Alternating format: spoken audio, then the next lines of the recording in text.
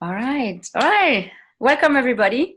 This is an ongoing series of empathy circles hosted by the Empathy Tent for Bridging Political Divides, created by Edwin Roch. Our intention is to contribute to bridging the social and political divides and to build a culture of empathy. As viewers, you are invited, of course, to take part in future dialogues if you want to. If you want to know more information, please visit empathytent.com or empathycircle.com, and then you can know how to register, how to participate, and also maybe how to become a facilitator. I'd like to go to do a quick round and introduce ourselves. I'd like to hear your name, where you're from, and your political leanings. I can model. My name is Jessica. I'm from France originally, and I'm living in Toronto, Canada. I am leaning more towards left, green. And Christy, if you want to go next. My name's Christy. I am in Texas, and I am a conservative.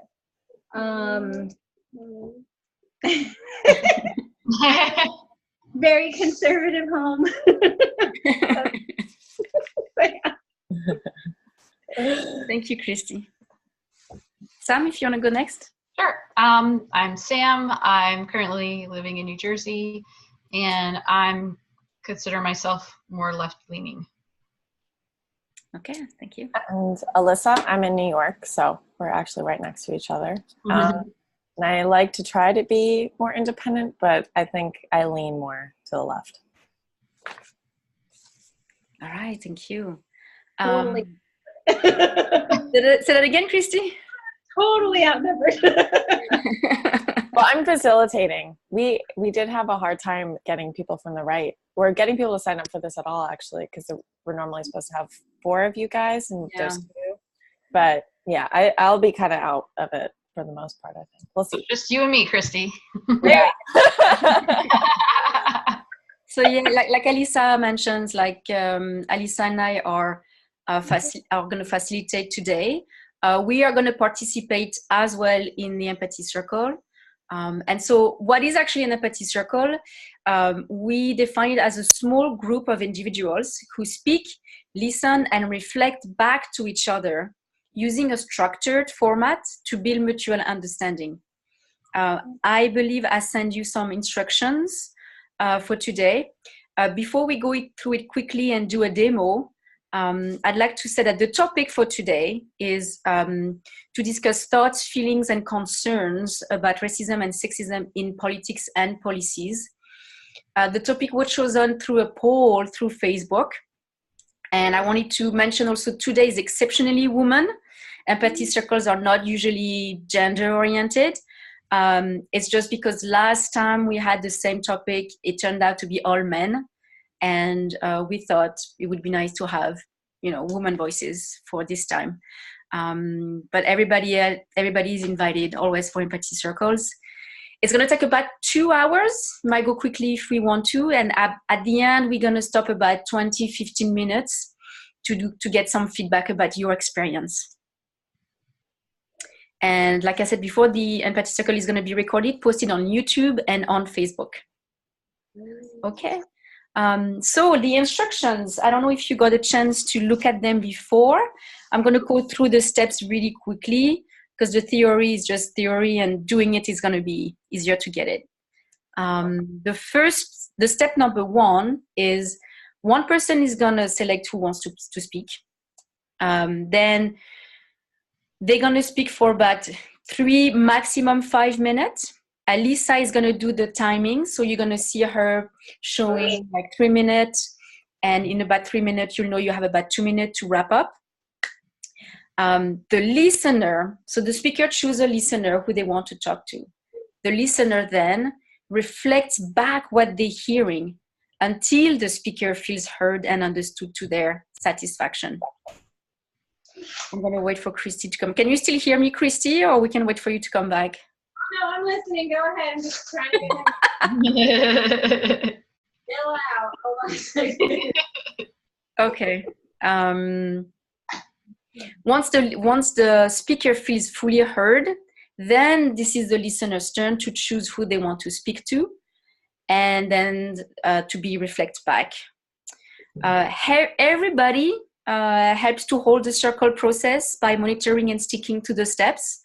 Alisa and I, if we want to have an agreement with you that if we feel that it needs to be some facilitation is needed at a time, we'll jump in and help you and guide you. If you have any questions during the process, don't hesitate, of course. Few little tips. Is there any question right now so far before I jump in a tips? Clear? Okay. Some speaker tips. We as listener, it's really hard to hear a lot of words at once. So as the speaker, be mindful to take some pauses regularly to let the speaker a chance to reflect you back what they hear. As a clue for the circle and for the listener to know that you're done, you can say, I'm feeling fully heard, I'm done, thank you. And then it means the listener, then it's his turn or her turn to choose someone else to speak to. Listener tip, you can reflect back with your own words, of course. It's a bit like paraphrasing.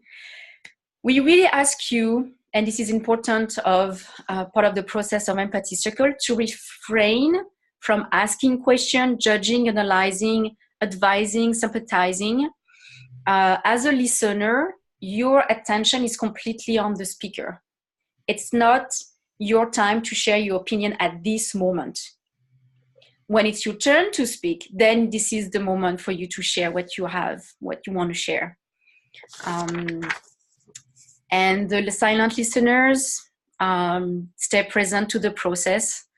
And one little thing I wanted to add before we do the demo is it doesn't really matter if you want to reply directly to someone says something that you like disagreed with, for example.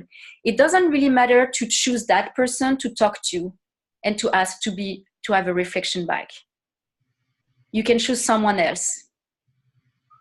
It doesn't really matter because there's not many people today, so I don't think it's going to matter that much. But because we don't want to just end up in a two-way conversations with just two people, we want to keep everybody engaged. So you're, just to check in, so you're saying that as the speaker, I don't have to, like, if I want to speak to what somebody else has said, I don't have to choose that particular person to be the listener. It can be somebody else who's like outside the conversation. Exactly. Okay. Exactly. And it's going to feel awkward at the beginning, and just trust the process, lean into it. And you can pause at any moment to regroup if something really upset you. That's okay too. If you don't have any more questions, Alisa and I can do a quick demo. Cool. You want to be the speaker or the listener, Alisa? Sure, I'll talk because I don't think I'll probably talk too much during this, so I'm going to get it out now. So yeah, I guess I'm pretty excited about this. It's my first political empathy circle that I'm doing online like this. So I have seen them in person, but this is my first time doing this format. So we'll see how it goes. And I'm glad I'm doing it with Jessica because we've been talking so much about doing things like this, and now it's actually happening. And I'm really curious also about how it's going to go. I do wish there were more people though. I do. I wish that we'd had a couple more people sign up, but that's what it is. Okay, so what I'm hearing is excitement, curiosity, also a bit of disappointment because you would have loved to see a bigger group. You're excited that we are doing it together because we've been talking about doing that for a while, and you were sharing your experience as well about, I've seen that real life, and it's a very different format, and you kind of curious to see how it's going to go. Is there anything else? I feel heard. Thanks. Okay, perfect.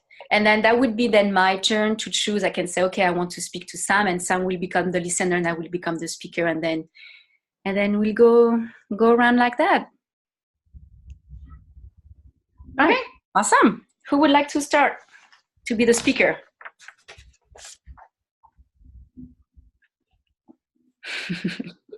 Everybody's like, not it. Sam's gonna go. Okay. Sam, thank you for being the speaker. Who you want? Choose the person who you want to be listened. I'll choose Alyssa. Cool. And just as a one side note, because I'm taking time, sometimes I'm going to look down. So just know I'm like still listening to you for my pressing the buttons. Okay. Yeah. Okay. Well, this is my first political empathy circle. I've done other empathy circles online, and I've been really interested in finding a way to talk about the difficult issues in our country. And I'm just really grateful that this is happening, and I'm really grateful that there are people on all political spectrums willing to kind of talk and address these issues. So I'm feeling grateful for that. So you sound excited as well about doing this political empathy circle. You were just talking about how you are really grateful. That seems to be a big one right now. Grateful about having people be willing to talk about these things. And yeah, I guess you want to keep speaking. Yeah, I also feel a little sad. Well, not sad, but I want there to be more people involved as well. And in the Facebook group, I particularly want to hear more like conservative voices and people from other political backgrounds. I feel like the group as a whole is more left-leaning, and I'm just wondering how we can get more right-leaning folks to participate. So you're seeing that it's kind of limited in the Facebook group, like it's much more left-leaning, but you'd like to see more conservative voices in general? Yeah. Mm. I think that's it for now. Thank you. I feel heard. Okay. So I will talk to Christy because, hi. So yeah, I was feeling similarly to Sam, definitely much more left-leaning. I mean, you pointed that out, that you're really like outnumbered, which I really hope that you don't feel, I guess, sometimes to me, when people feel outnumbered, like you feel kind of attacked or cornered or something. And I really hope that you don't feel that way over the course of this conversation. That's definitely not the aim. I'm really curious to have a discussion about sexism, especially with like two different political points of view in the room, because in my experience, I mean, I know people who are conservative, but it's just not something that I bring up because it can often just end up like going, you get into disagreement and you can't really talk about the actual issue. So I'm really thankful that you came into this conversation and are willing to talk. Thank you. Mm-hmm. Okay, so my turn to reflect? Yeah. Okay. What I'm hearing is that you're happy about being able to talk to a conservative. That you are afraid I will feel cornered and outnumbered. That you really want to talk about the sexism and the topics, and you're not able to really bring up those topics because they are a rather explosive topic, and you are really interested in having this in a more open topic, like people are more willing to talk about it, like, okay, let's talk about these hard questions. So that's what I was hearing. Yeah, I feel heard. Thank you.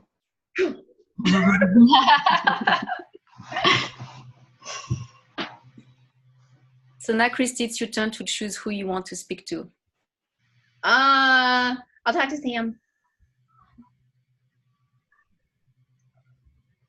All right. Okay. This is my very first empathy group ever. I've never been involved in anything like this. I've basically just, had explosive conversations with people on Facebook, and never really got anywhere because everybody was more focused on trying to get their points heard rather than hearing each other. And my friend Daniel said, hey, check this out. And it was like exactly what I was, wanting to be a part of is a movement where everybody's getting together, talking about hard topics, and then, but doing it so they're actually listening and hearing each other and trying to understand each other. So this is really exciting for me to be a part of this and to actually get together with a group of people and talk about the really, really hard stuff, but not to where we're yelling at each other, but where we're actually trying to understand each other. So yeah, I'm really excited about that. Yeah, so you share in everybody's excitement to kind of participate in a dialogue where people are actually going to be listening to each other and we're not going to be arguing and fighting. And while you've never experienced an empathy circle before, you have spoken to folks on Facebook and noticed that in that context, everybody's just caring about their point or opinion getting across rather than really trying to listen and understand. So you're really excited that we're here to try to understand each other rather than argue. I feel heard. Awesome. And I'll speak back to Christy.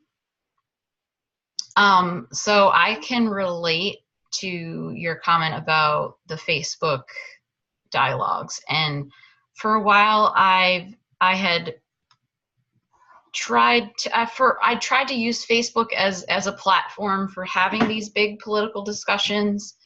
And I noticed that the same dynamic that you noticed, but in my conversations with people, I always did my best to try to empathize and show understanding of the other person's side and not take sides per se or force my opinion. I kind of saw it as a challenge to like, oh, how can I bring this conversation into a more civil model? So, but ended up getting kind of frustrated. And so I'm really excited about this. And yeah. That's awesome. Okay, so what I was hearing was that you two experienced the challenge of Facebook with having rather heated topics explode on Facebook, and that you were trying to be empathetic but wound up getting frustrated with the situation, and that this is a better forum for having that. Yeah. And now I just kind of feel like launching right into it, rather than, beating around it, like kind of uncomfortable, but here we go.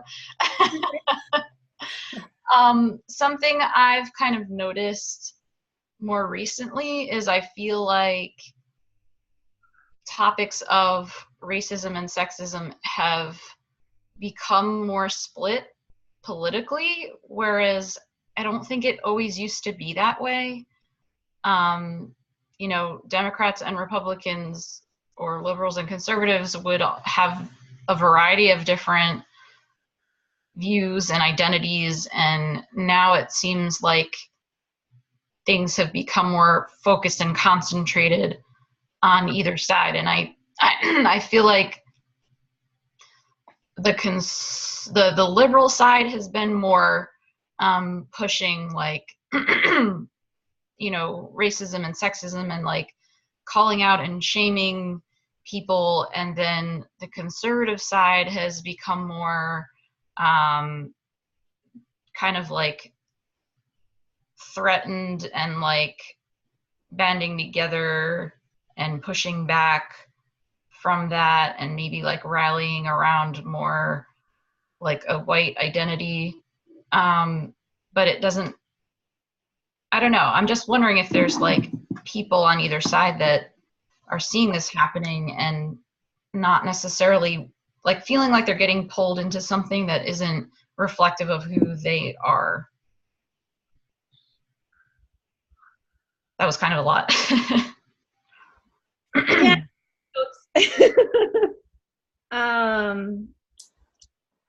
Okay, so what I'm hearing is that you've noticed that in the political arena the racism and sexism topics have been pulled completely polar opposite, and that you feel that the liberals are more vocal of the racism, sexism topics, and the conservatives, completely on the polar opposite, are pulling away from the topic. And pulling more towards a, I guess the white nationalist movement is what you're talking about? Was that kind of what you're talking about?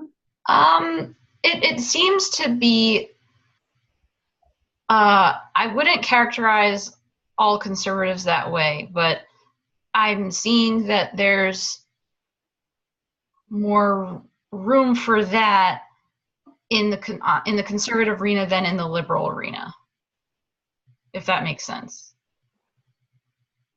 Okay, no, that does kind of reflective of what I've been hearing in the news lately. And you're concerned that people are being pulled and categorized in groups that doesn't represent them. Yeah. Okay, did I get everything? Yeah. Okay.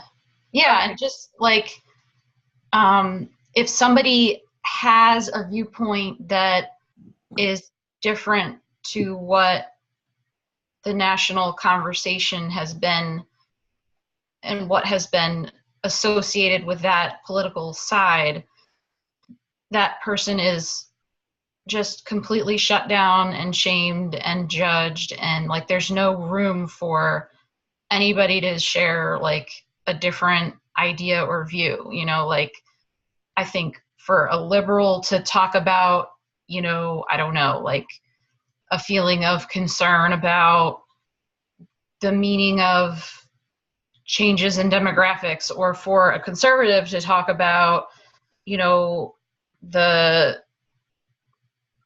sexist or racist discourse and like the way people are talking about it, you know, being unfair to people of different races and sexes. And, you know, like we're not allowed to have an opinion or an idea that's different than what has become associated with the political party as a whole. Okay, so what? It's my 2-year-old. Sorry. This is Sarah. Hi, Sarah. Hi, Sarah. Okay, so what I'm thinking is that. What did you give me, Peppa Pig? Did you need Peppa Pig? So what I'm hearing is that when people are speaking from different backgrounds, political backgrounds, that their views are instantly, when they're speaking, they're bringing up a topic, they're instantly put in this little box of, okay, this is who I think you are, this is the group that I think that you represent, and that your views are instantly dismissed, rather than talking to you and hearing you as an individual and as your own ideas and thoughts. Yeah, and that the expectation is that you have certain views, and so if your views differ from that, it's not just dismissed, but like you're actively kind of attacked by others within the same political leaning, like you're, you know, shamed or judged or, you know, that kind of thing. I hear you. I understand what you're saying. Yes, that does happen. Yeah. Can you reflect back, though, Christy, what Sama said? Reflect back. Yeah. That if your viewpoints are different in your group itself, that you are shamed into not agreeing with the group. Was that kind of what it was? Yeah, like you're shamed about not agreeing with the group. Okay.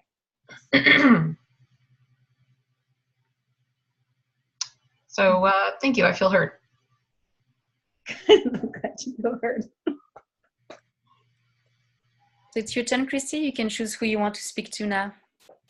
And you guys can also go back and forth between the both of you, or you can involve Jessica and I. Don't feel pressured to like keep looping us in if you want to keep talking to Sam. Yeah. Hey, are we allowed to respond yet to what they're saying, or are we still just reflecting? This is the first time I've done it, so. No, thank you for asking. I appreciate that. When you are the listener, your only focus is on listening to the person and reflecting back what you hear, and not sharing your opinion or agreeing or showing necessarily any question or whatever when it's your turn to listen. When it's your turn to speak, you can respond to what Sam is saying to either Sam directly or me or Alisa. It doesn't have to be Sam, but if you want to, now it's to tell your opinion, you're free to do it when you speak, and then someone will reflect back without telling their opinion. Does that make sense? Okay, yeah, that totally makes sense. Okay, I'll talk back to Sam.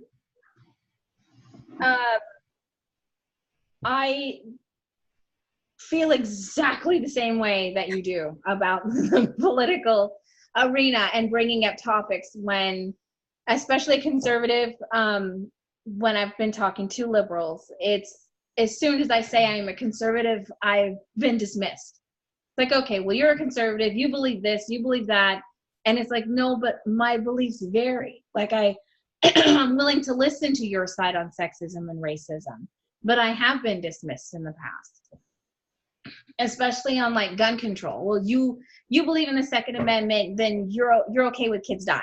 And it's like, that's not it. That's not it at all. Because, well, you're a conservative and you know, your party's this white nationalist movement and you just believe in white pride, and that's not it at all.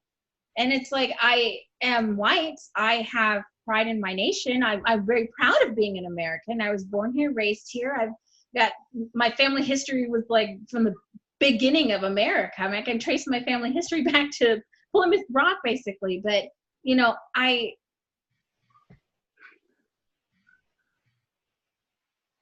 get that people nowadays really want to be heard. And I think nowadays is that people aren't being heard. And so everybody's so quick to dismiss, you know. It's like, I want my point. I want you to understand that I am really terrified of kids getting shot in school. I'm terrified of my son being shot in school. I have a 10-year-old and a 14-year-old, and they go to school, and I'm scared to death of them getting shot. But it's like, where's that balance between, you know, a person's rights and life? And it's like, so you're choosing that it's okay for people to get shot. And no, that's not it. There needs to be regulations. And then on from my conservative side, it's like, well, you want to start regulating guns. And it's like, okay, so where do you begin? Where do you get the groundwork for coming to a consensus? Where do you get the groundwork for coming to an agreement on, does human life matter, or does your rights matter more? You know, it's sexism. Do women's rights matter more than men's rights? You know, it's that balance. It's trying to find that medium in you know, and that's where this arena comes in. This empathy group is trying to find a balance of where things mesh, where your views mesh and my views mesh, and where we can come to an agreement on things and build on that. And that's where I see the importance of this group. So yeah. All right, so I'll do my best to reflect. Sorry. So you're just saying that you agree with what I was saying before about how you feel like as a conservative, you're often dismissed when you're in conversations with liberals, and there's a lot of assumptions about what your views are on things. Like if you support the Second Amendment, then that automatically means you support children getting shot in schools. Or if you're a conservative, then you automatically are a white nationalist. Or if you're conservative, you know, automatically discount women's rights over men's rights. And you're just trying to find the balance that does exist between these two extremes, and finding where we can have that consensus and build from that. Yes, I'm heard. Yes. And Christy, if you want to keep talking on this turn, you can keep going. It doesn't have to be like a one-off. I just want to make sure that you know that. Okay. I modeled that in the beginning. That was just like one, but yeah. Okay. Okay, let's jump right into it. From a conservative perspective of sexism.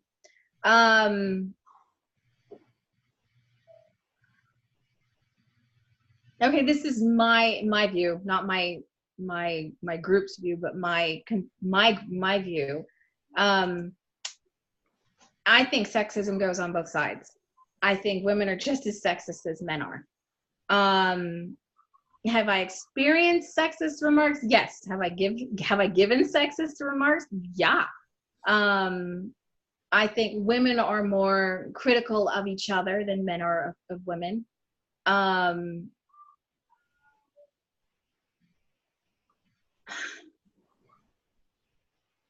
kind of think that it's a hot button where everybody is so afraid of offending somebody when it comes to sexist remarks that they're so quick to look for them.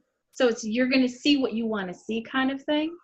And someone might not be saying a sexist remark, but it's received as a sexist remark. And therefore that person is guilty of it, whether they meant it or not. There was this video I saw on Facebook. It was this guy and he was dancing behind this woman. And this woman kind of glanced back and slugged the guy.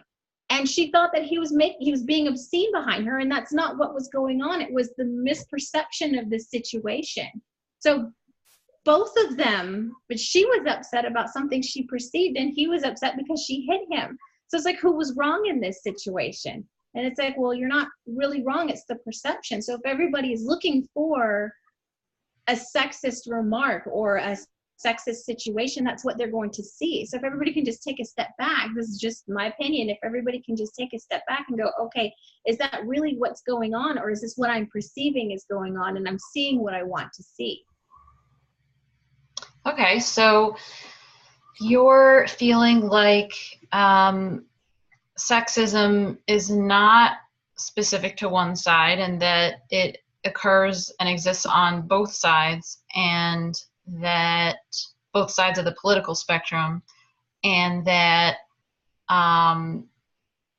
women are a lot of times, sometimes more harsh and sexist with each other than men, in terms of how they speak about it and speak to each other, and that you also feel like that there's a lot of misperception of a comment or something that is, if somebody wants to see or perceive sexism in something, then they will, regardless of whether or not that was that person's intent and or thought at all for it to be perceived that way. And so there's this kind of automatic sort of shaming and shutdown and reactiveness, like that woman who had punched that man in the video,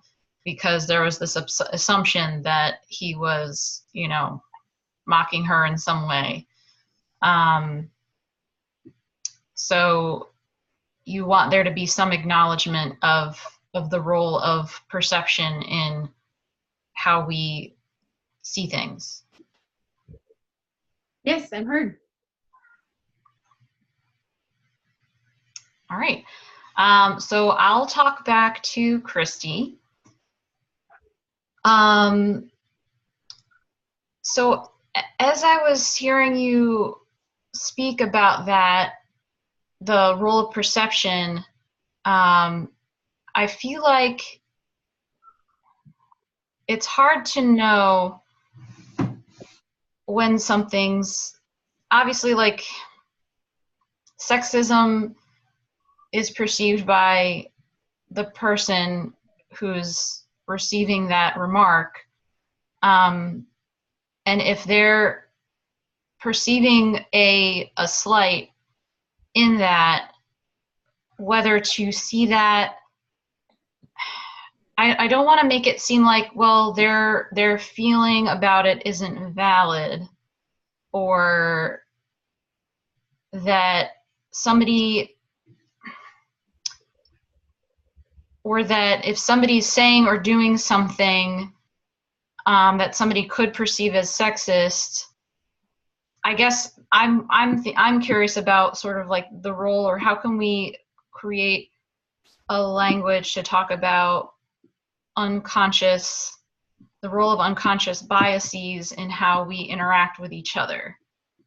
And that if somebody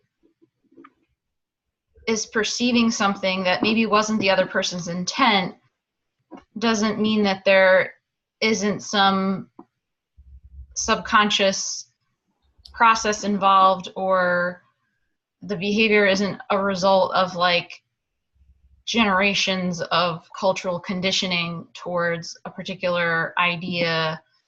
And Sam, can I just interrupt and like, if we can try to pause as listeners? yeah, sorry. Because it's a lot to take in, and I'm noticing it's sometimes we speak a lot, and so if we can try to pause so that it's also more of a like back and forth, rather than you guys speak for a long time and then you got a reflection back. Is that okay? Can we try to do that? So Christy, if you can start to reflect back, and Sam will try to pause a bit more, because it's a lot to take in, I know. I was getting it. What I was hearing from you is that you would like to come up with some kind of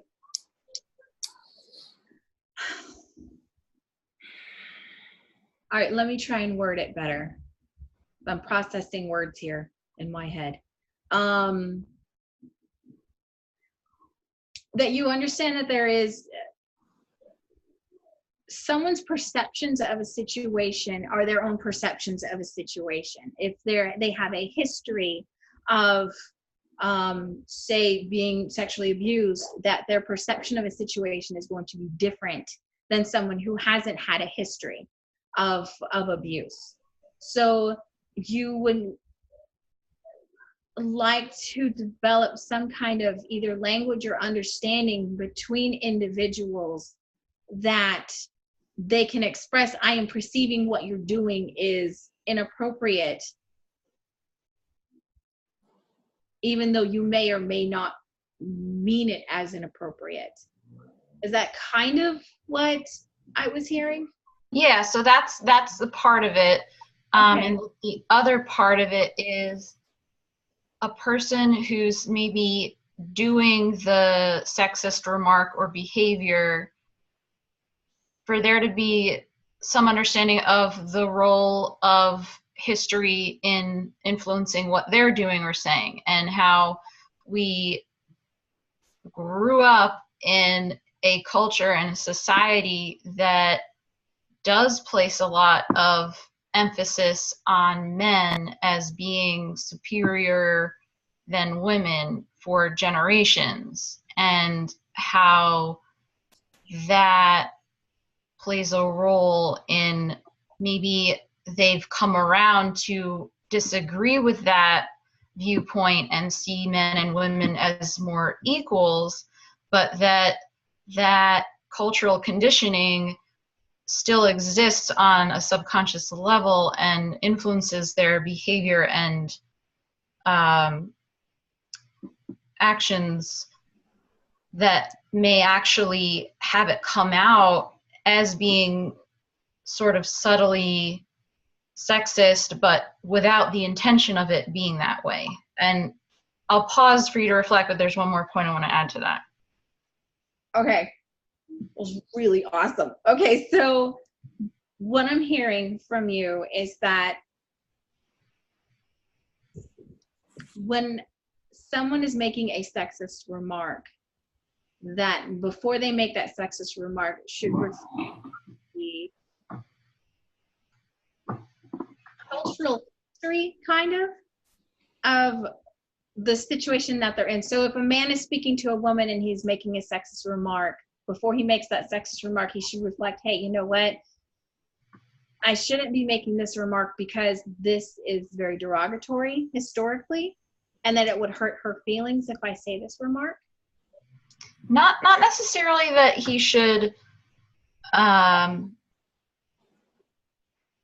consider that, because it's something that operates outside of awareness.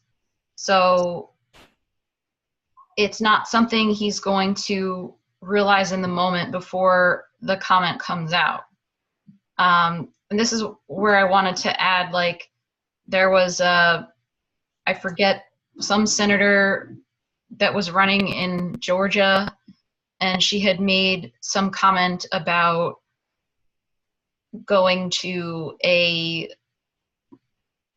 lynching or something. I forget what it was.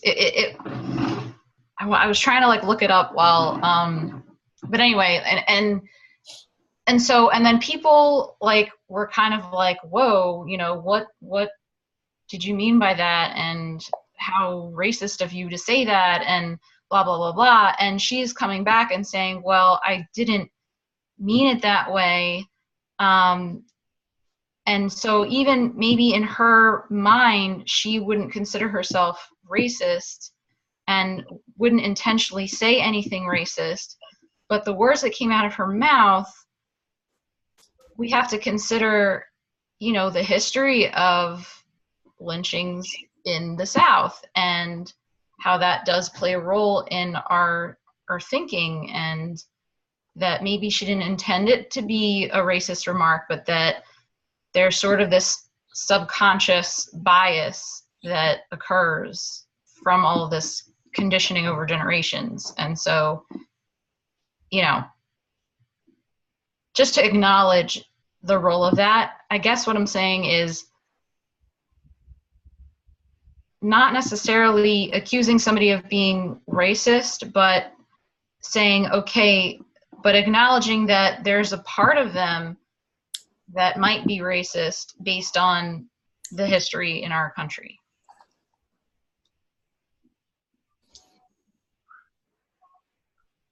Okay, so reflecting back what I'm hearing, that there was a senator in Georgia who made a very racist remark, a historically racist remark, and when she was asked to clarify, she said she didn't mean it to be racist, even though it clearly was a very racist remark, and that there's a subconscious bias, to acknowledge the subconscious bias, or maybe that an individual themselves has a racist tendency that they are not acknowledging. And that's why that comment came out to begin with, that she may just actually be a little racist. And that's the reason why that came out, just to get clarification that, okay, what you said was racist, that you yourself might be racist, and to acknowledge that. Is that kind of what, that's kind of what I was hearing? To maybe not call it racist, but call it like bias, so that it doesn't come across as so threatening. But I guess I want to bring it around to what you were saying before about how the other person's perceiving something. Where do we draw the line between, you know, is something truly sexist or racist, or when somebody perceives it as such, is it because they're coming from a victim mindset, or is it that the person who's saying it actually is on some level operating from those unconscious racist or sexist biases? I don't know if this is making any sense at all, but. No, it totally is. I'm getting it. Okay. I'm okay. So let me reflect back what you were saying, is that, you know, whose responsibility is it, the perceiver or the person doing the act? You know, do we both need to view it as, you know, what the statement was historically inappropriate? A comment was historically inappropriate, that it was biased, not racist, because if it's racist, then it's starting to point fingers and exploding the situation, rather than, hey, you know, that was a little biased what you said, to bring their attention to the situation in a non-inflammatory way. Yes. And that there is that balance that need to address, you know, well, whose responsibility is it, the perceiver or the person doing it? Okay. Did I get that?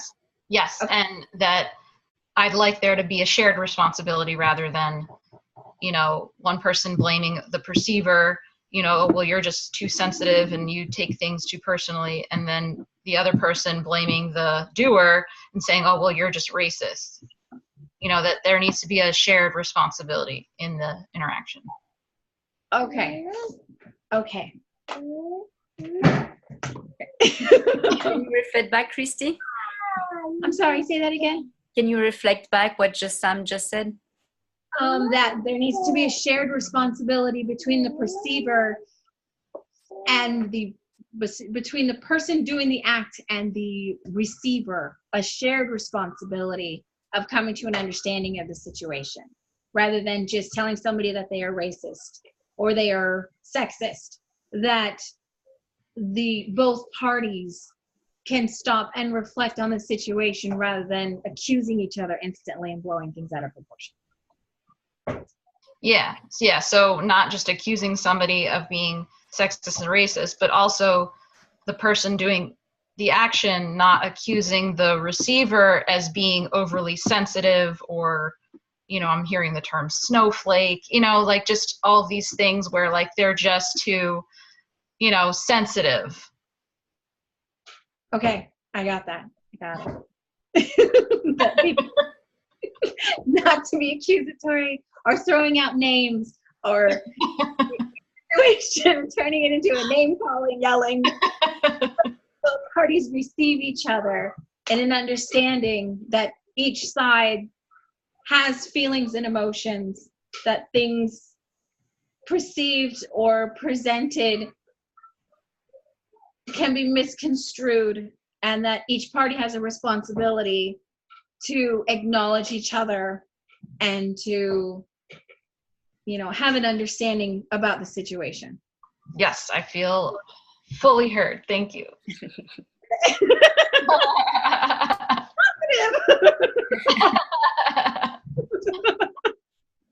Okay. So is it my turn to talk? Yeah. Okay. And choose someone before you speak. Melissa. Okay. Yeah.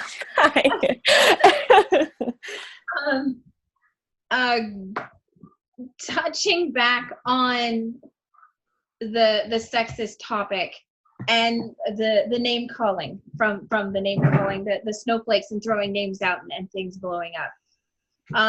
From my experience on that, when people bring up names or they're yelled at, and people being perceived as overly sensitive, I get that. And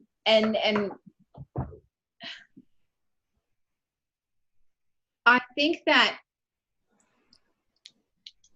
socially, when you're put in a situation where a topic is a hot button, a heated situation, and somebody doesn't want to talk, especially conservatives, because I know a lot of conservatives don't like to go out and talk. They don't like to go out and be in the spotlight. They don't like to argue. And it's easy to call someone a name and dismiss everything and saying you're being overly emotional about it rather than having a discussion about it.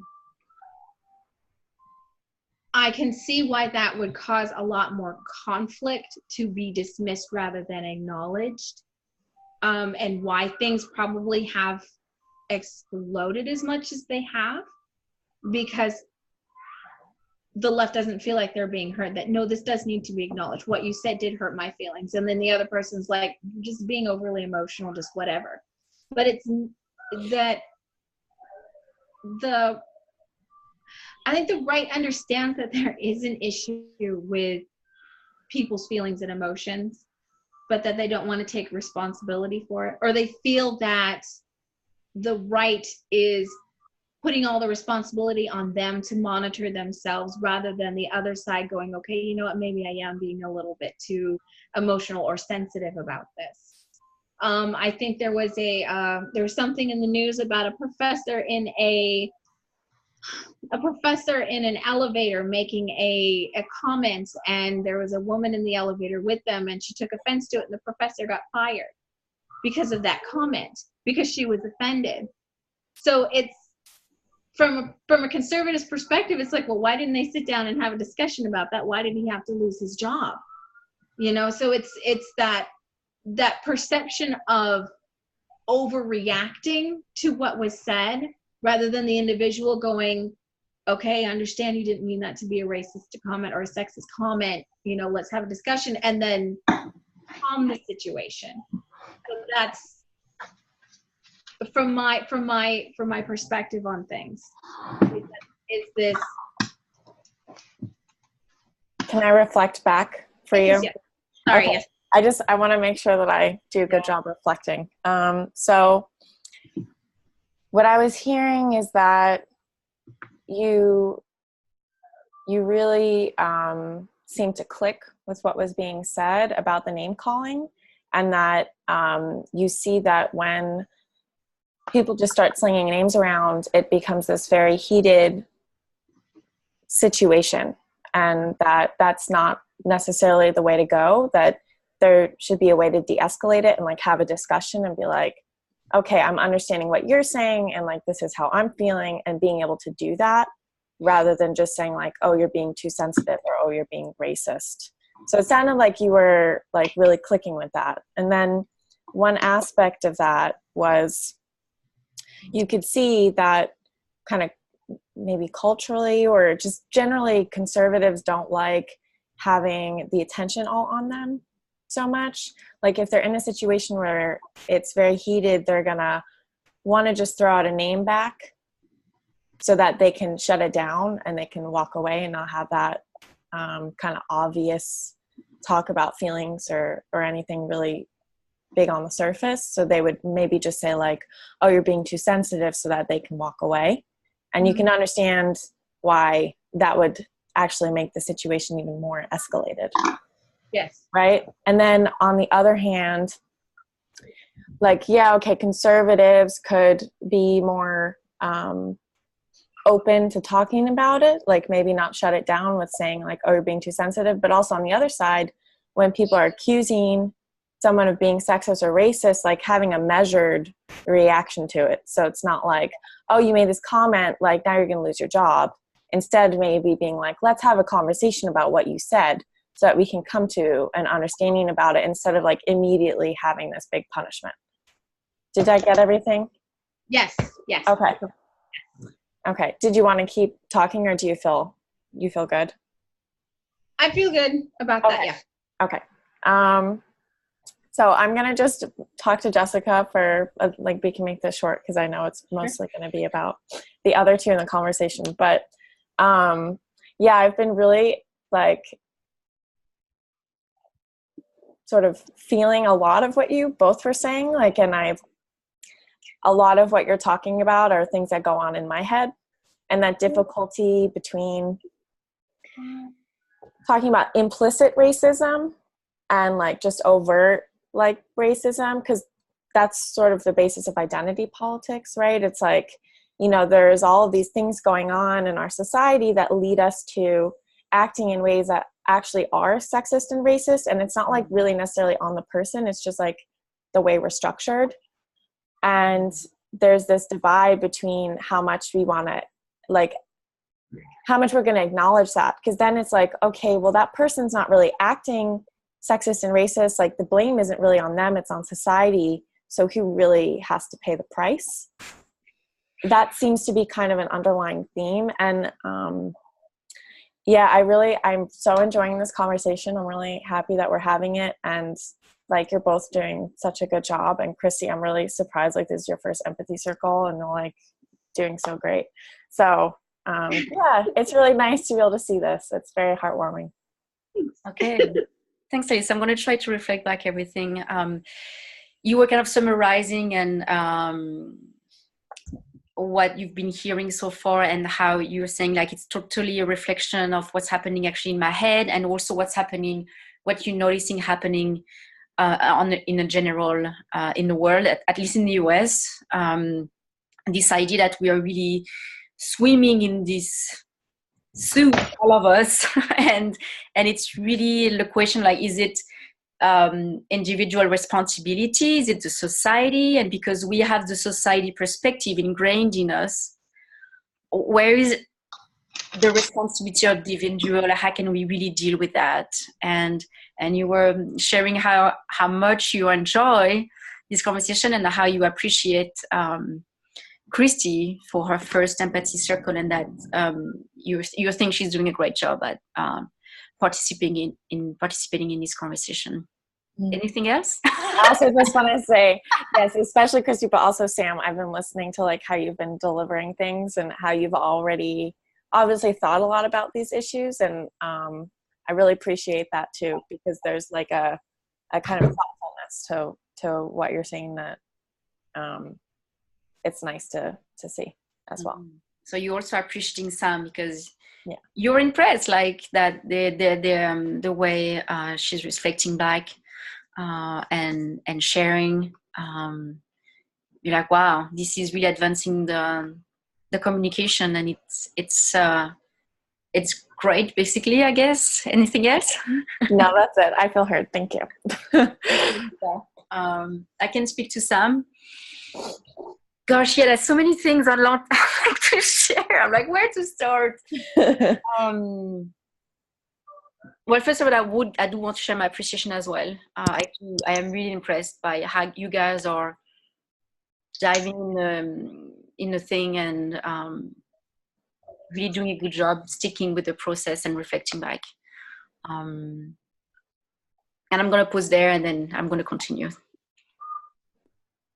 So yeah, you're also feeling really impressed with how Christy and I have been able to talk with each other and reflect back, and agreeing with Alyssa on like the amount of thoughtfulness that has gone into the discussion, and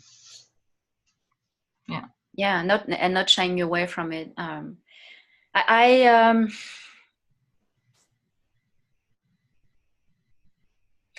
Talking about sexism, that's interesting because I'm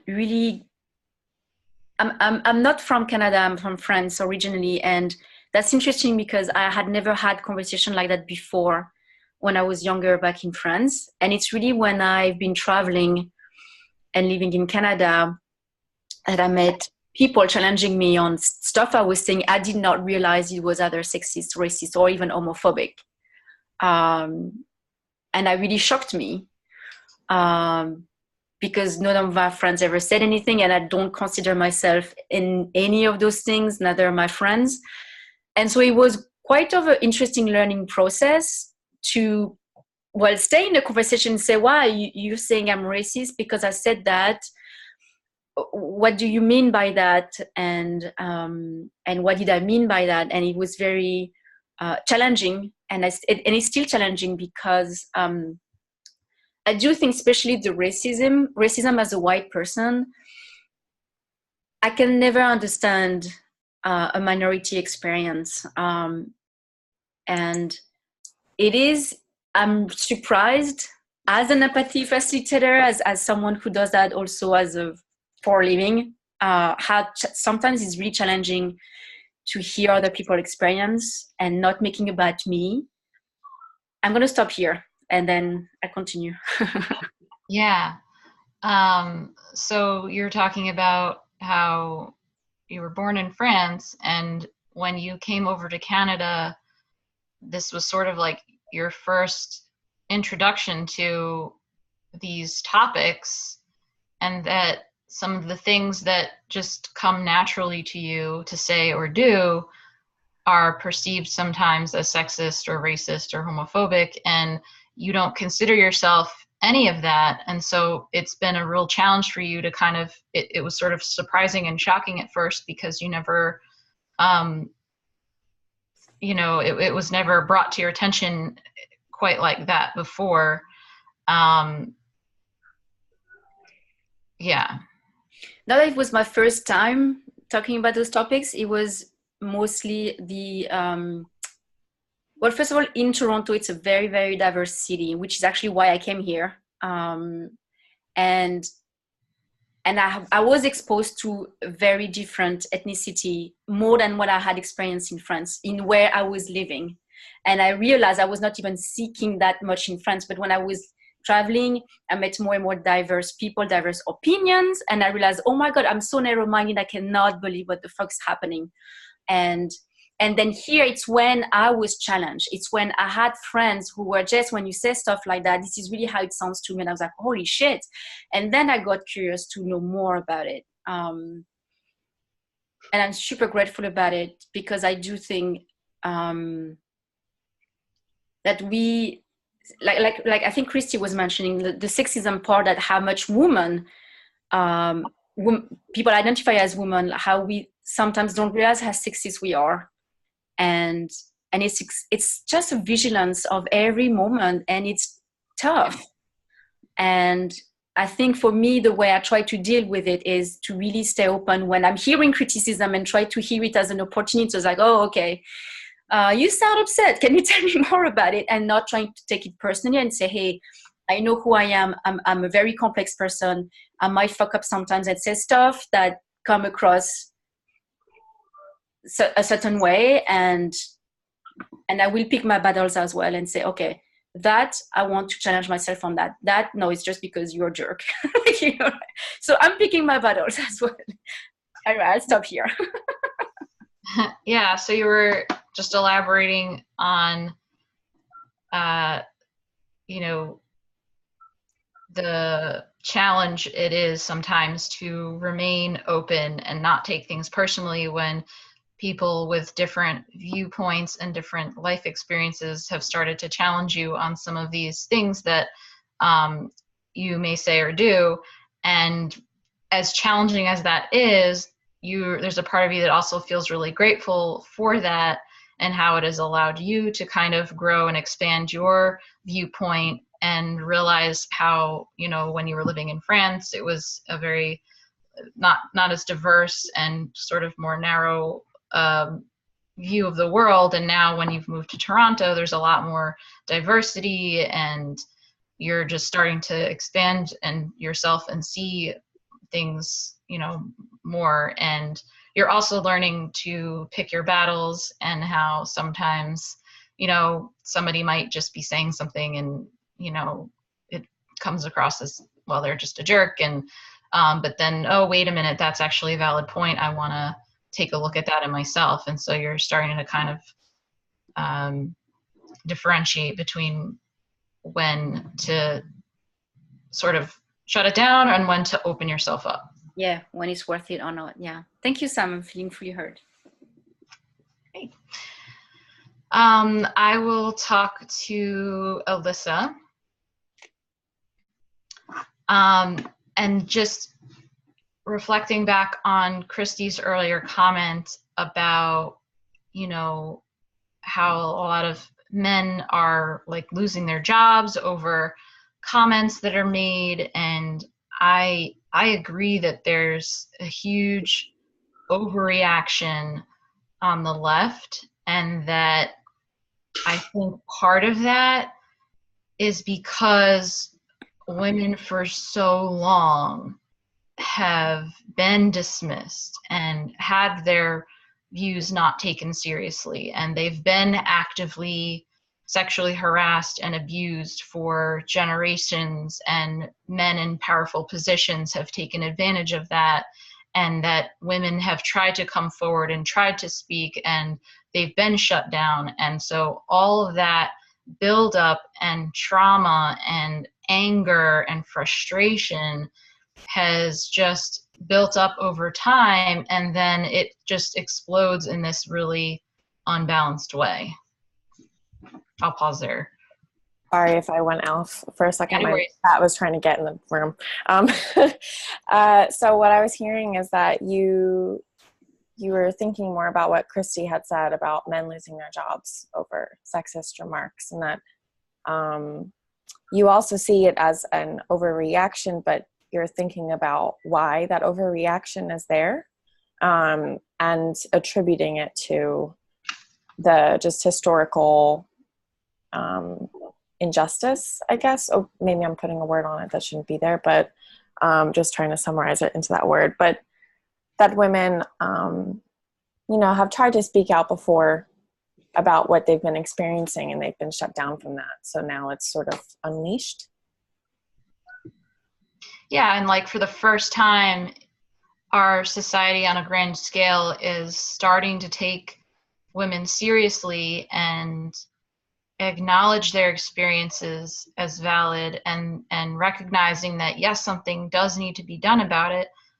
But then to bring it back to what you were saying earlier, Alyssa, about like individual responsibility versus societal responsibility. And I think when I think about the man who's losing his job over a comment that he would have never intended to harm somebody with, to lose his job over something like that, it's almost like he's being punished for the generations and generations of sexism and abuse and oppression that have occurred for women. And is that necessarily fair? But on the other hand, there needs to be some acknowledgement and responsibility taken and some response, rather than him staying in a position where he could potentially be harming other women.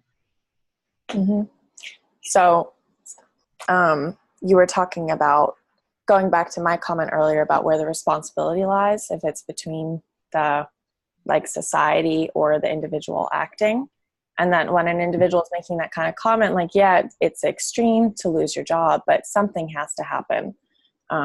Like maybe we don't want to punish that person so severely, because then it's almost like we're punishing them for the whole of history in a way, things that are outside of their control. But at the same time, if they're acting in a way that carries that further, like that carries on the societal norms, then they might need to be taken out of a position of power, because they're going to keep that going. Thank you. I feel heard. Okay. Oh, wait, one other comment. Yeah. Sorry. And then the other thing that came up was the whole idea of how women are very sexist towards each other a lot of times. And that I've come to understand as kind of like an internalized sexism. And because women have grown up in a patriarchal society that's structured to view men as inherently more valued and powerful as women come to believe and accept those ideas without question, because we've just grown up that way and we've just been swimming in that soup for so long. And so we kind of end up harming each other with it and perpetuating it on each other. So now you were just talking about women and their own sexist actions, and how those actions are born out of living in a society that's sexist and internalizing it. And so we've been taught to act that way. And so we put it out into the world as well, because that's what we've experienced. So then we continue to perpetuate it. Yes. Thank you. I feel heard. Cool. So I'm going to speak to Christy. So I'm really enjoying this discussion, because it has brought up a lot of different things I've thought about, like I said earlier. And yeah, one thing I've thought about that relates to what Sam was just speaking of is that notion of responsibility. So like sometimes with the left, I hear it's tough. Like there's multiple components going on. But I hear like, oh, women are acting in a sexist way, but like it's not their responsibility because they live in society that's sexist, and so they're just doing what society tells them. But you could, if you're gonna, when people are using that logic, like you also have to use that on the men, because that's also being equal. Like I as a woman, I don't want to be treated unequally and like not given the responsibility for my actions because I've been like a victim of society. I want to be treated the same as a man. So I want to be treated like, okay, we've both been taught by society to act in these ways, and we are both responsible for how we react to the situation. And I don't want, like, I've been sexually harassed at work, and really like obvious ways. And I thought I was going to lose my job if I reported it, and I never did. And so to me, like, it's a definite reality that like, I don't want to be touched at work. I don't want to be hit on at work. That's happened to me. I want to tackle these issues because like I hated that happening to me, and I felt so ashamed for so many years about it. And then at the same time, like, I don't want to cop out on my own responsibility. So I really wish we could have a space in the workplace where I can be like, hey, you know, what you did was sexist, and what you did was very uncomfortable for me. I'm not calling you sexist or like a horrible person, but I want you to take responsibility for what you're doing, and I want you to knock it off. Like, really want you to not do that again. But I don't necessarily want you to lose your job.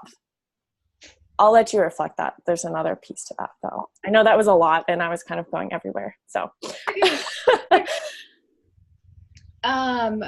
what I am getting from what you said was that you're really enjoying this conversation and is touching on a lot of topics that you had floating around in your head that you actually wanted to touch on. That women are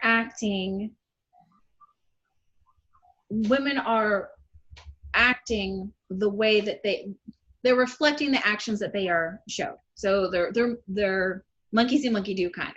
I'm seeing you doing that, therefore I'm going to do it. This is the way I'm going to act. But that we want to be treated as equal as men. That if men are taught by society to react a certain way, women are taught by society to react a certain way, we need to take responsibility for our own actions. That what you're doing is, you know, not calling somebody a sexist, but what your actions are sexist. That I don't want you to lose your job, but I want you to take responsibility for what you did and knock it off. To basically acknowledge what they did was wrong and change their actions. That's basically what I got from that. Was there something else that I missed? no, that was a lot. I'm going to just keep like going into it a little bit, but yeah, I mean, the perpetrator like victim relationship that sometimes seems to happen, where like in every sexist situation, the woman is always the victim. I don't like feeling like a victim. I don't like having that power dynamic. I even if it's real to a certain extent, like I also want to be treated as a woman as like, you have agency though. Like, you're not just a victim in this situation. You have a power to change it, and you have a responsibility to be an owner of your own actions. So it's not like always that the man is acting on me. I really don't like that narrative for myself. And that was one thing also, like when I've had those experiences, I didn't want to feel like a victim. Like, I don't like feeling weak. And I didn't want to make an accusation where then people would be like, oh, you know, poor you or something. Like, I was like, you know, it's not the end of the world. Like, I'm fine. I can get over this, but I still don't want it to happen again. So I'll pause there. Okay, then go pee. Ask permission. Sorry. It's totally, it's fine. My cat has been disruptive too, so she's just a cat. From what I'm hearing is that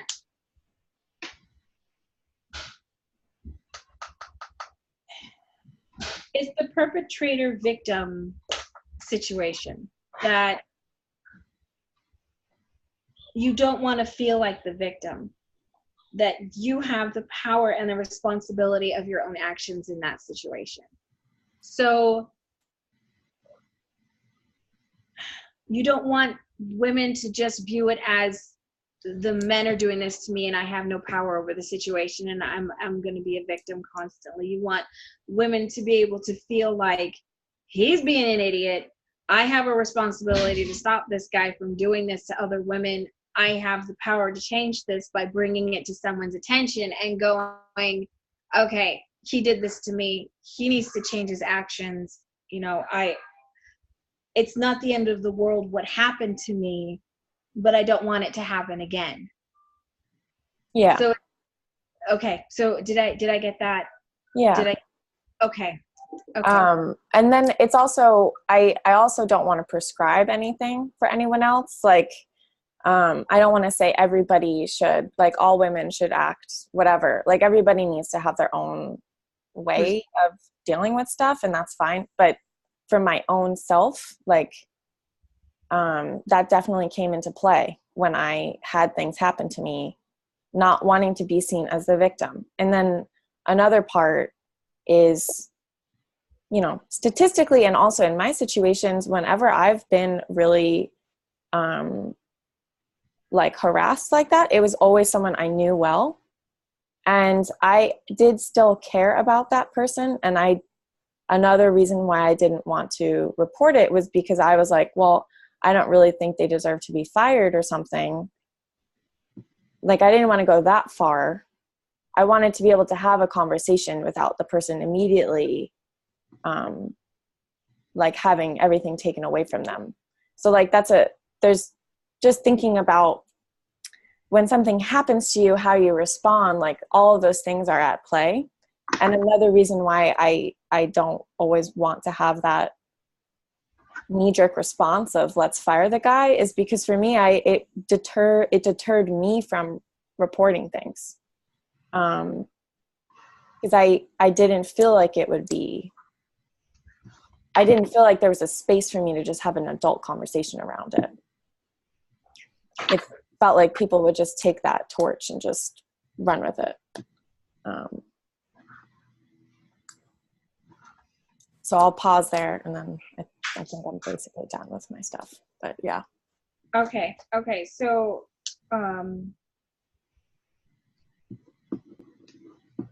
reflecting back, I'm kind of going to go a little out of order and go backward.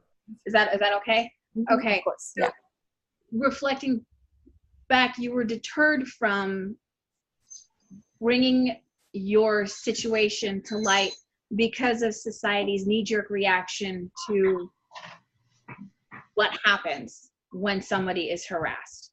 So you didn't want the individual to lose their job over it, but you don't feel like there is a in-between space to where when something happens and people respond, you know, you're able to actually have a conversation and allow the individual to fix what they're doing, to take responsibility for their actions, apologize, and move on from there. So that you were deterred from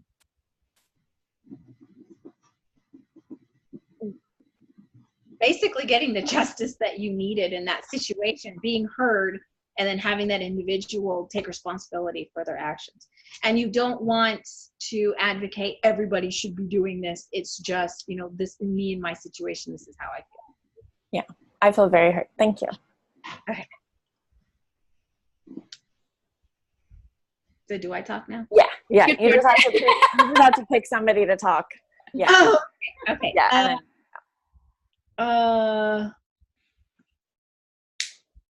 Hold on, wait.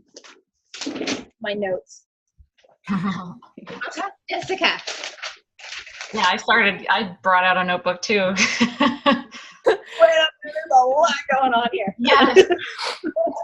Okay. I would like to touch back on the historical aspects of looking at an individual situation and, you know, how it affects everybody. The elevator scene. I totally get that when somebody makes a sexist remark, because it is such an explosive situation, an explosive topic, that each situation does need to be addressed, but it should be addressed individually in an individual situation, rather than, okay, I'm gonna put the hammer down on this person because they said this. Right now, from my perspective, women have the podium. Women have the ability to say, I was screwed over, this isn't right. I'm more than a housewife. I'm more than what society wants me to be. I'm an individual and I can be whatever it is that I want to be, regardless of how men view me. I get that.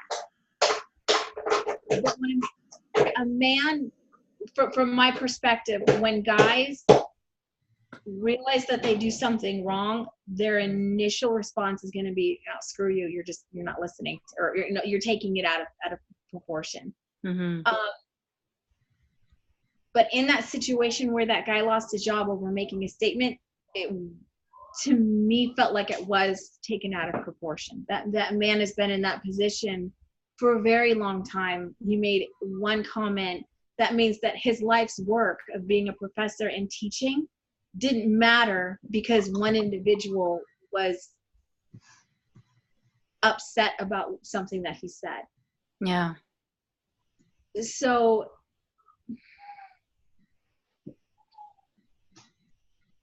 from my viewpoint, when you do have the podium and you are being heard, your response to things is just as important as the outcome of the situation. So if you want to say, you know what, that really hurt my feelings, and if that individual hears you and they were given a chance to change, that situation right there is way more important than trying to make a historical point of what you said was wrong because of all of this going on out here. Can you meet me at this point? Can you please watch what you're saying? And that's the movement that needs to happen, rather than making examples of people. When somebody to reflect back, Christy. Okay. So what I'm hearing is that you're saying, yes, there is a historical background, and at the same time, when you're giving this example of the guy in the elevator, you would love to see the way that we deal with that, women and men, is to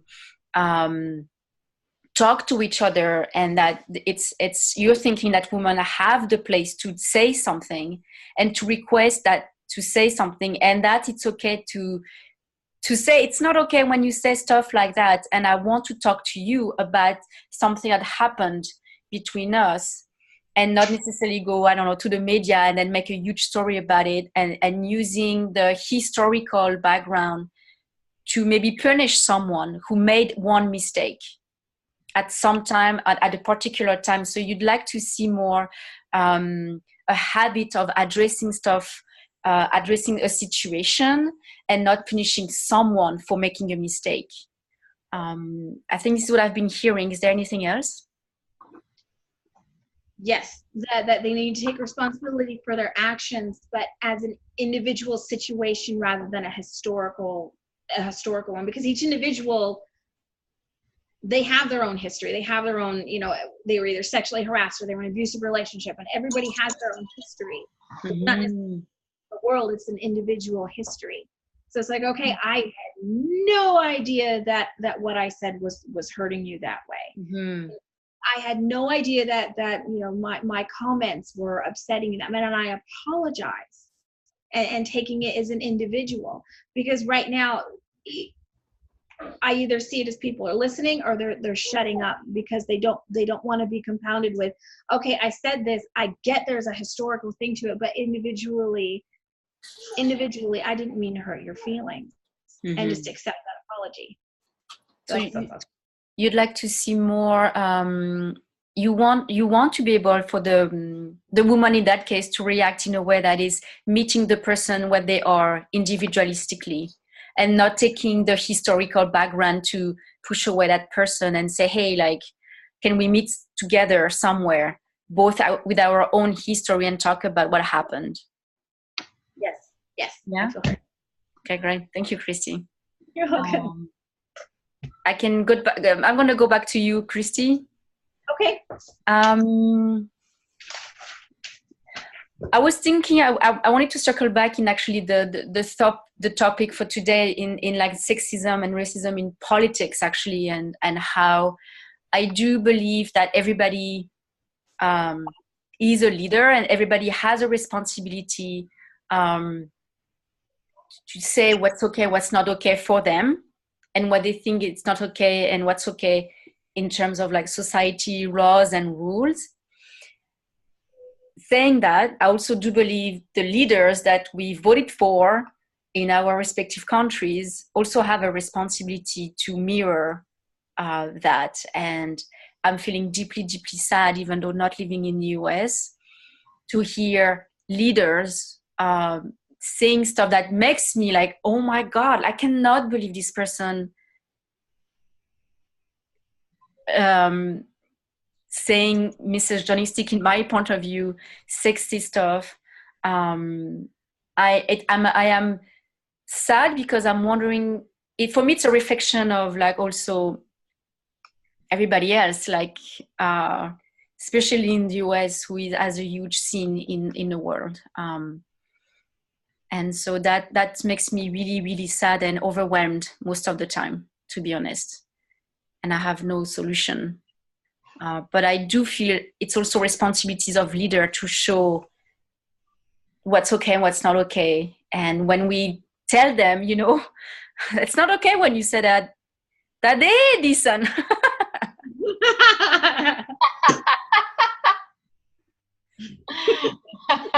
So yeah, and then Christy, if you want to reflect back that. So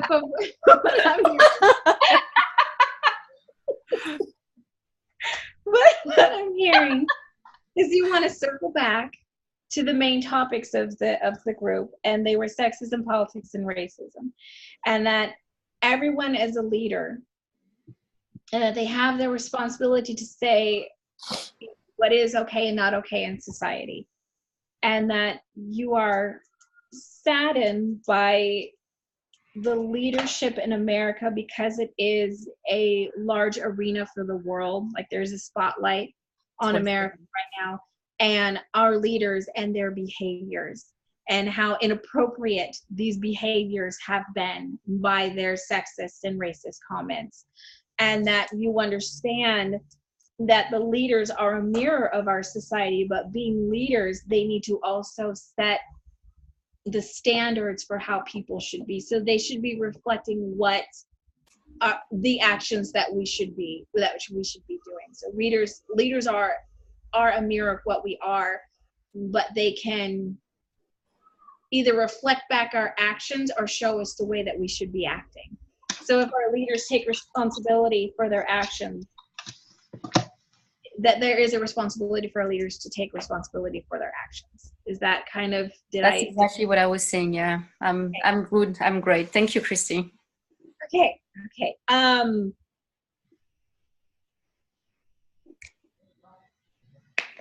The leaders in America, from my perspective. Oh, you need to choose someone to talk to. Oh, I'll talk back to you. Okay. So, I agree that our leaders they are a reflection of who we are. We voted for them, therefore they are a reflection of who we are. A majority, not everybody, but a majority of who we are. And that the leaders that we choose, it is our responsibility to choose the leaders that are a reflection of us, but the best of us, not the worst of us. And I think that was kind of blindsided in this last election, that we were just focusing on a little piece of what we needed to be, and that was heard. A lot of people just felt like they were not heard, and the only leader at that time that we thought of heard that we needed to be heard.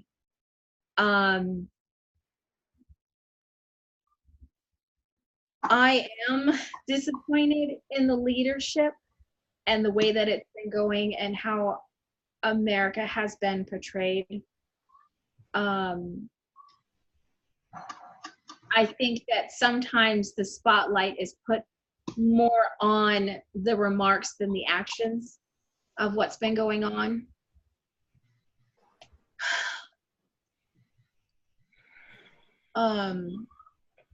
But I do agree with you a lot that leaders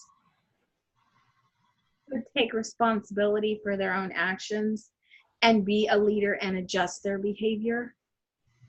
So yeah, I'm gonna stop there. Yeah. I'm not sure if I'm going to be able to get it all, so let me know what I'm missing. So you started by saying that that you kind of agree in a way that leaders that we are voting for representing us, like, are a reflection of like what we're looking for in someone, and like that their behavior and what they say is something like we want to match, like we kind of like both match, our, not necessarily our deep beliefs, but taking responsibility for our action is something we would like to see in our leaders, for example, and in ourselves. So that should be a reflection of that.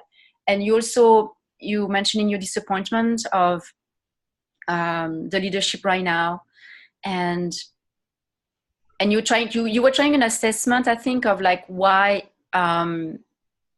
it's been why this kind of leader has been elected is because they were able to notice what really people were craving for to hear and heard for, and they just focused on that. And so people just completely focused on that and voted someone particularly for that. And now it's like realizing like the extent of like what kind of behavior and that's been happening. And I think I'm missing a piece here. I think that was something else, Christy, that you said that I'm missing. I said a lot. It does feel like you missed a piece, but I can't remember what it was. That we voted for an individual because each of the leaders that we were presented, like the majority, was looking for a certain thing in a leader, and it was being heard. And it was acknowledging that there is a struggle and there is a pain, and that the leadership nowadays, the leadership that we have now did hear that. And that's why they are in the position that they're in. But that,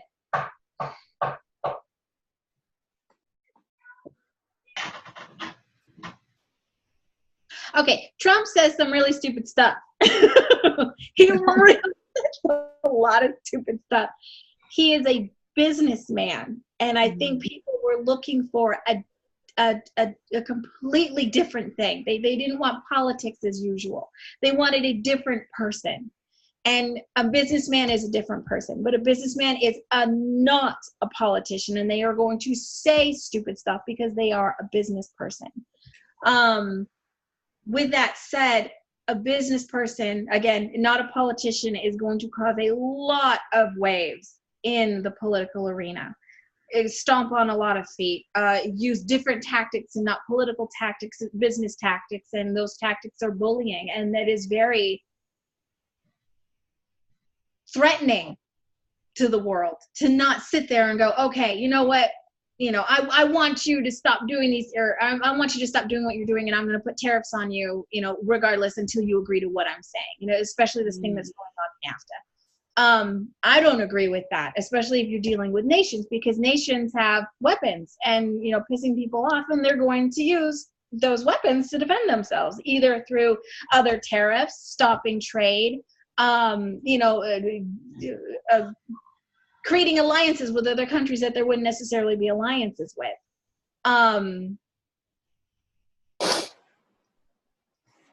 Being heard is important, and struggling is important, and being viewed as a victim, it is important to acknowledge when people do feel like victims, either through a sexist thing, a racist thing, a political thing, being lumped into a political group. Being heard is important, but us choosing leaders who are going to hear this and reflect the best of us is important. And being a representative and the voice of the people is important for America, and us being the spotlight on the world for human rights and closing borders isn't important, but acknowledging that feeling safe is important. I don't agree with the leadership, but I understand how we got here. And I am hoping that the next leader that we pick will acknowledge the rights and the voices of not just one group, either the left or the right, but us in between. That, you know, it is important to feel safe, but it is also important that people who are seeking help get in. You know, it is important that our farmers are not feeling, you know, overly taxed, overly tariffed, but, you know, penalizing another country because they're doing it rather than coming up with an agreement that everybody agrees with, you know, is just as important. That's I'm going to stop there. Okay. That was a lot. I'm sorry. You broke the ice by saying, yeah, Trump is saying a lot of stupid stuff. I remember that. And that you were reminding us, like you were kind of saying, and we wanted something different. We wanted not politics as usual, and we got a businessman. And as a businessman, in your opinion, like he's saying a lot of stupid stuff. He's using bullying tactics that he's been using as a businessman. So he's just using what he knows that works, unfortunately. And you are saying that you understand how we got there, even though right now you're not agreeing with that kind of leadership. And you are also recognizing that we do need leaders that reflect back what we need, can hear us really deeply. And you were giving an example of like not taxing farmers like crazy, or getting alliances in countries that scare the world.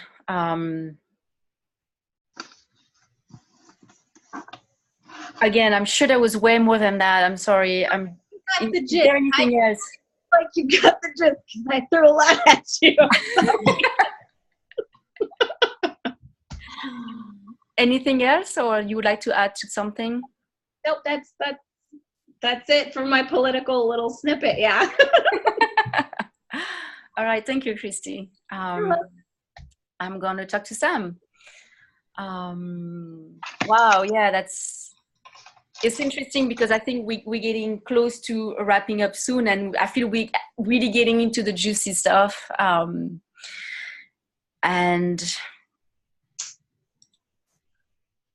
what was I going to say? I wanted to talk quickly about the polarizations that I just wanted to share. I found a survey research from an independent company in the US that actually studied, you know, we talk a lot about the polarization, how like it feels so, everybody feels so strongly that there's left, right, and it's very like much getting tension there. And this research actually showed that they did research with the voters, and there's actually no polarization that much. People who are on the extreme are not that many voters. And they were wondering, why is that? Because it doesn't represent how people feel. It feels like it's mostly like the extremes that are always, you know, on the media. And this is where they found out that the medias are more and more representing those voices, those extreme voices. So it sounds like it's no more debate. They're not looking for understanding other people's opinion.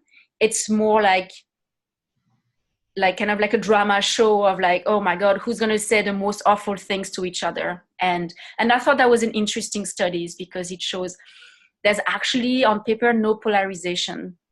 It's how the media is putting on the spot extreme voices. And I thought it was interesting.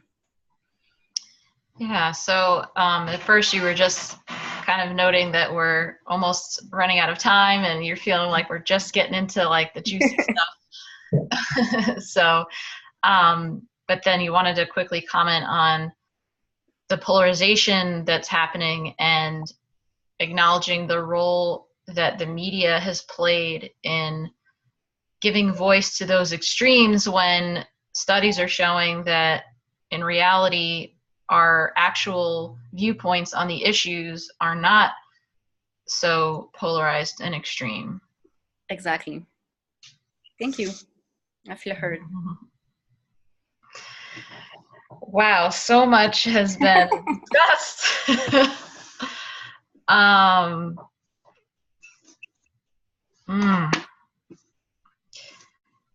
I Do you- want to talk about to Alyssa. I want to talk to Alyssa. Yeah. Sure. And I just want to briefly comment on how, you know, a part of me felt really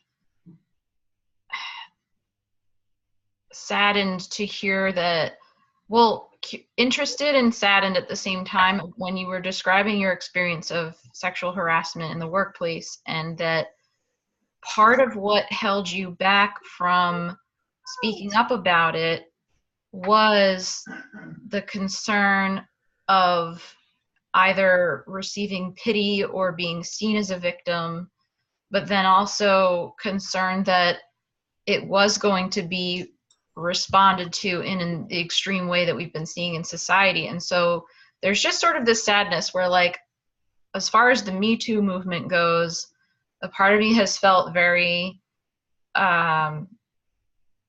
grateful that we're able to actually acknowledge and start talking about these things as a society, and that women are given a platform to be able to speak up now.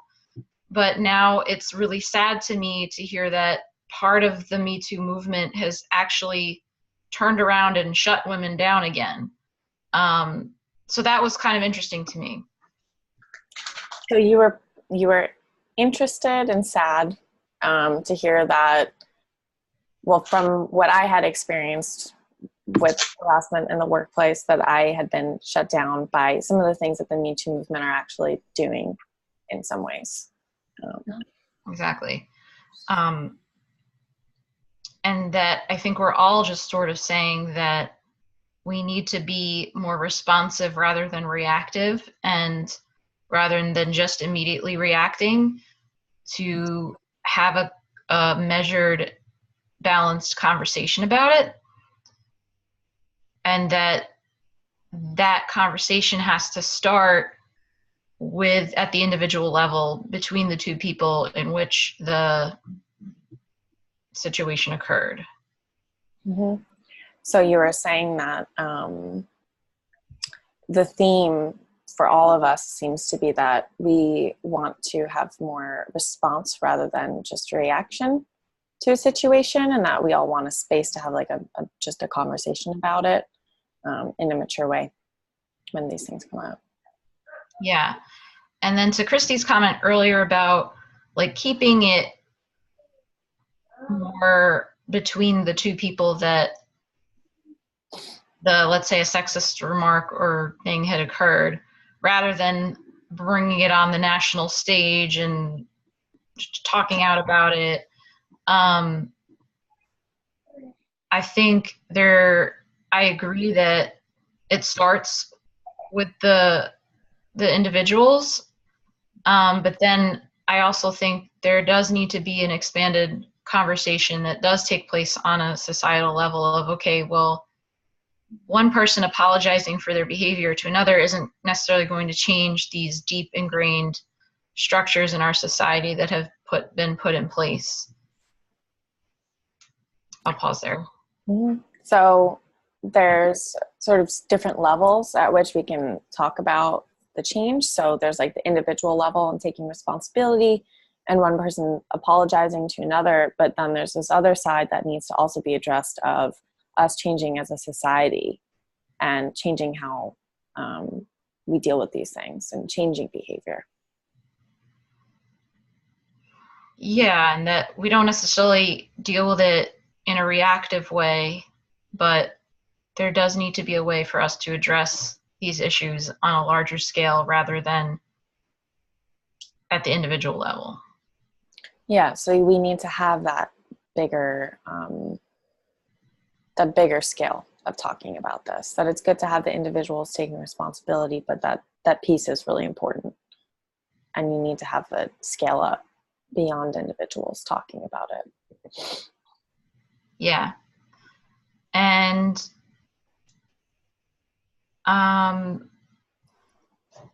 then I thought what Christy was saying was interesting about, Trump being elected because the people felt like he was hearing them. And I guess I'd be a little curious to know more about what, Christy, you feel he did hear them on.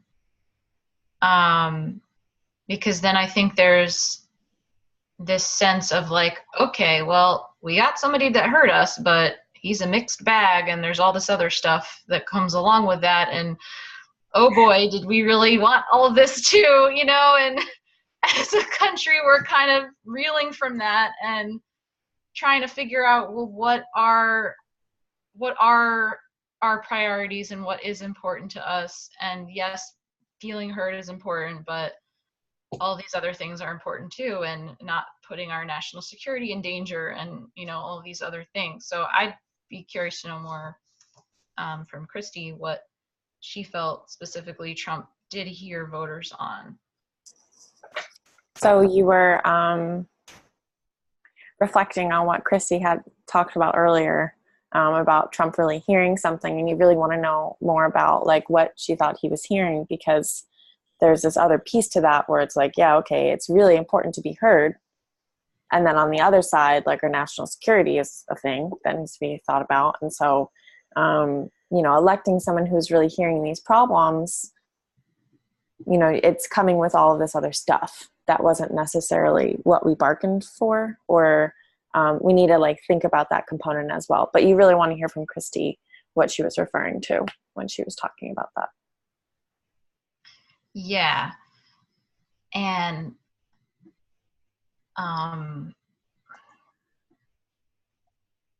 feel like from the perspective of racism and sexism, there's a widespread feeling, at least on the left, I'm gathering, that it felt like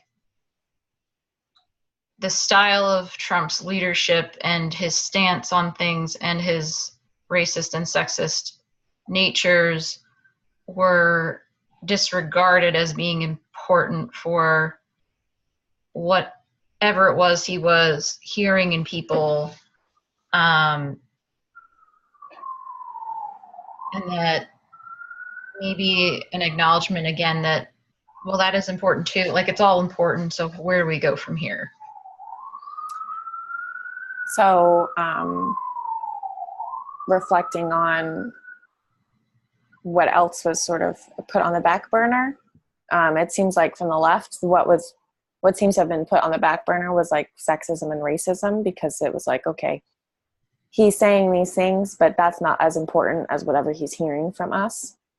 And so you were talking about how those things are also important. There needs to be a balance of like, there's many important issues going on, and we need to include those things in the conversation as well. Yeah, and then the last thing, I guess I really connected with what Jess was saying about the media's role in creating the polarization. And I just keep thinking of this documentary that I saw called The Brainwashing of My Dad. And it was from the perspective of a woman whose father, elderly father, had always been more kind of liberal and democratic throughout his life, but then in his older years started watching Fox News. And after watching that, he became more and more polarized and extreme in his thinking, and totally flipped his political leanings. And then at one point, somehow that was removed from his media diet, and then he reset back to where he was before. And I think that's a big concern of mine.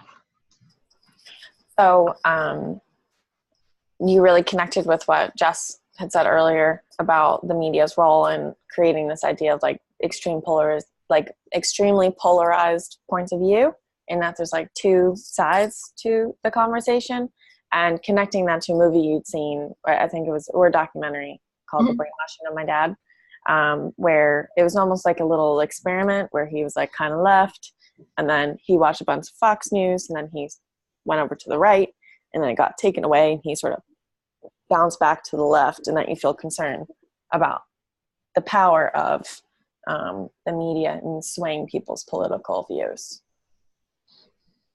Thank you. I feel heard. So I'm going to speak to Christy. So that was all very interesting for me, what Sam was talking about. So one thing actually on just my personal experience, that happened before the Me Too movement. That was like well before the Me Too movement, but those things were still in play. But I didn't really start reflecting on those events until the Me Too movement. So I just kind of like, it happened, I moved on, whatever. I was like, I didn't do anything about it. I didn't feel like I could really do anything about it, or that I really wanted to. And it wasn't until this like recent conversation at like a national scale that I was like, oh shit, like I still really remember those things. And they were like major events in my life. Even though at the time I didn't do anything about it. So, you know, it's complicated. There's definitely, in my view, a value in the Me Too movement. I do think it can go too far sometimes. And I think that, you know, having the one size, what Christy was talking about was like, you need to take the individual situation into account.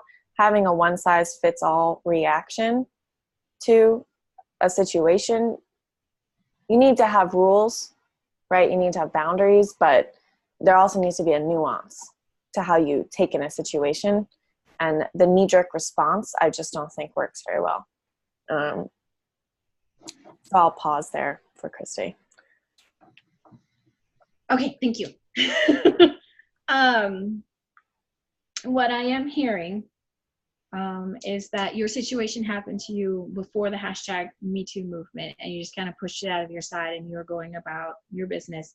And it wasn't until the Me Too movement where you were actually reflecting on that situation and going, wow, that really sucked. And that you believe that there is a value in the Me Too movement, but that there is an imbalance in the reaction or how to respond to a situation. And that an overall one-size-fits-all response doesn't work, and that there needs to be some kind of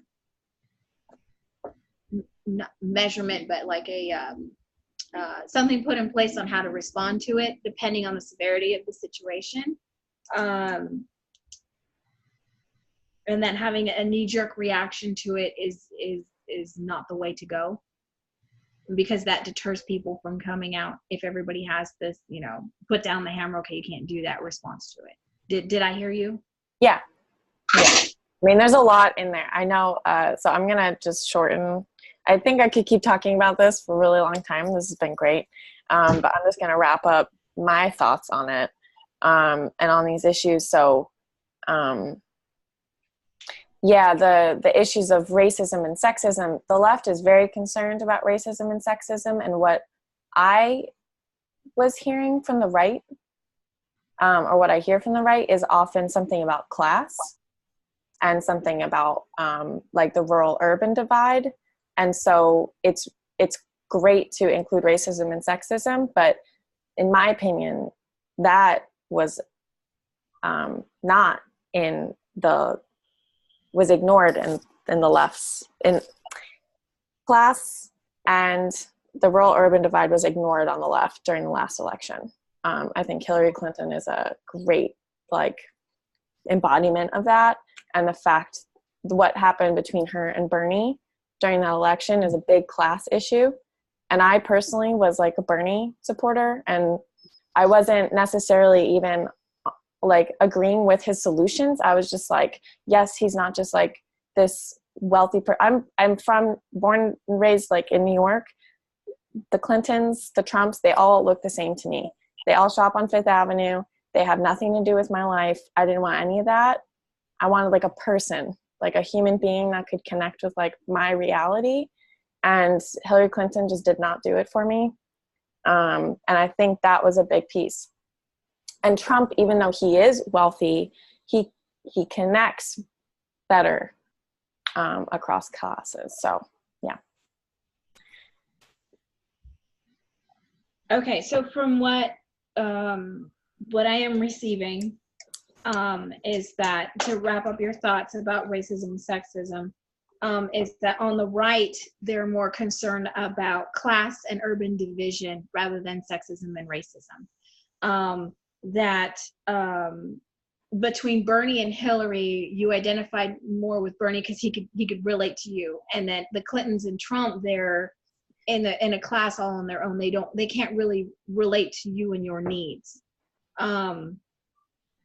That you thought Bernie was more of a person, that he was more personable, and that Trump, even though he is still, shopping on Fifth Avenue, you felt he could connect more with the middle class than Hillary could. So did I get that? I heard. Yeah. Great. Okay. As a wrap up, I want to say, Christy, we're going to wrap up with you. So choose someone to speak to. And once you feel fully heard, we'll wrap up. And if you guys are okay, because I know we might run a bit out of time, if you guys are okay to do a quick feedback, I'll stop the video and then I'll do another recording. And we would love to hear your experience about it. But it will take a bit, maybe an extra 5 or 10 minutes. Is that okay with you? That's cool. Okay, awesome, guys. So we'll wrap up with Christy. Thank you. I'll talk to Sam. Okay. I understood you wanted me to explain, which I'm sure it's really hard to understand, from a liberal's perspective, how conservatives could feel heard by Trump. Me as an individual listening to Trump, he touched on a lot of the things that I was concerned about. National security, closed borders, feeling safe. It wasn't that I wanted us to build a huge wall around the United States, but that before there were caravans coming to the border, there were ISIS sneaking in on planes and boats and blowing things up, and that there was a need to vet people out of the country, and he heard that. To the Muslim vetting, people were saying that it was racist, when in the conservative view it was, no, we're trying to protect ourselves. We don't want people coming in, and they seem to be coming in a lot from that group. So it was just, okay, let's just not let that group in, because people in that group, not everybody, but a small majority were coming in from that group. And so it was like, okay, if they're coming in from that group, let's close everything down and really make sure who we're letting into this country. And he heard that. The other thing was universal health care, the Obamacare. It worked great for some people, and it didn't work great for a lot of people. And the cost of the health care was rising to the point where it was causing a lot of issues for a lot of people, where they couldn't afford their health care anymore, but then they were being charged for not being able to afford it. They were getting a fee for not being able to afford a health care that was supposed to be affordable. So there was a lot of, yes, that was a really good program, but there were issues in that program that were causing issues. The religious freedoms, I don't know if you guys remember the Little Sisters of, I can't remember what it was, the Little Sisters of something, where in the Obama administration they were pushing that the Catholic Church had to give, in their healthcare, they had to add in birth control, and that was against their religious freedoms. And from the conservative perspective, it was, they weren't allowed to express their religious beliefs if it inflicted with someone's right to have something. Like the wedding cake person not being allowed to say no because he didn't agree with what the wedding was going for.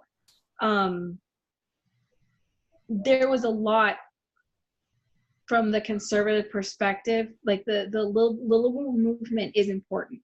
People's rights are definitely important. Can I ask you to pause a bit, Christy, to leave some room for Sam to be able to reflect, because it was a bit a lot. I'm not cutting the conversation.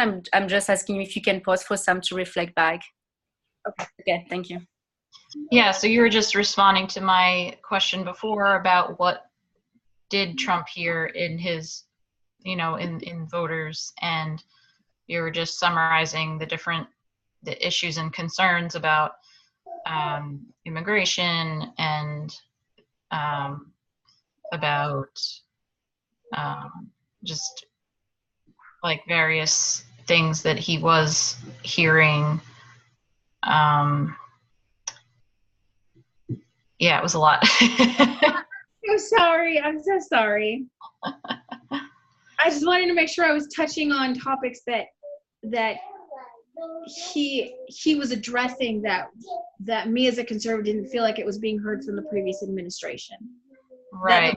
The push for human rights, it is a great movement. It is extremely important for that to move, but that it was pulling away from the beliefs of another group and they weren't being heard. That's all that it was. Yeah, so that he was addressing the needs of a group that was historically not heard in the national conversation about some of these topics like religious freedoms or national security or immigration or trade or things like that. Yeah, exactly. Yes, I feel heard. Do you feel fully heard, Christy? Yes, I do. All right, awesome. So we're going to wrap up for the empathy circle. Thank you so much, Guy. It was really great. I will stop the recording and then I will record again. And then if you guys want to give in 2 or 3 minutes back of the whole experience, and not necessarily an empathy circle, we just want to hear how was your experience. Sounds good? Sounds good. All right, I'm going to stop.